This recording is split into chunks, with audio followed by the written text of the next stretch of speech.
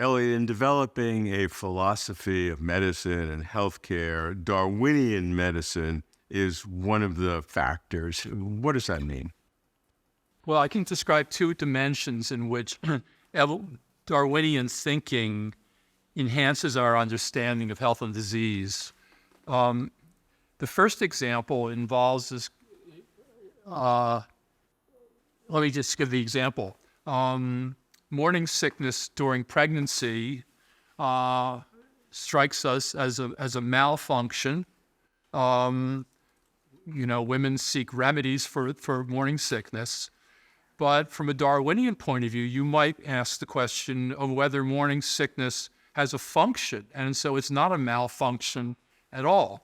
And in fact, there's some evidence that women who experience morning sickness miscarry less frequently than women who do not.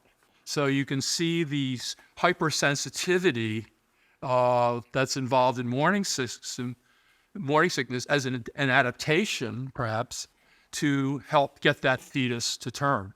What would be the mechanism for that, or is that just a kind of an epiphenomena that occurs with a spandrel? Who knows?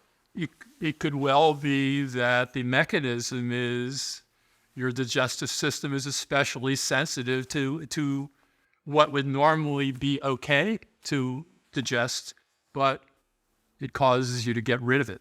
Oh, okay. It's just something that induces nausea more easily is what we're talking about here. Right. And so that getting rid of that would help the fetus in that case. Right. Okay. So that's an example of how something that we would think is a disease is actually has an adaptive function. Yes.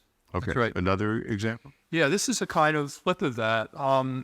It's a characteristic that was evolved because it was useful in our ancestors. And now that we live in a new environment, it's actually deleterious.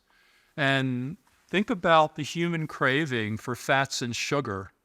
Yes, very easy. We love that. Ice. And you can see how our ancestors living in circumstances in which food was uncertain would gain an advantage by gorging on such delicious calorific items, because who knows when you'll get another meal like that anytime soon. Yeah. Well, that may have worked out well ancestrally, but now people living in affluent societies had the same craving, apparently, we could guess, as our ancestors did, but with ready availability of fats and sugars, we see an obesity crisis. So what was adaptive way back then may be maladaptive now.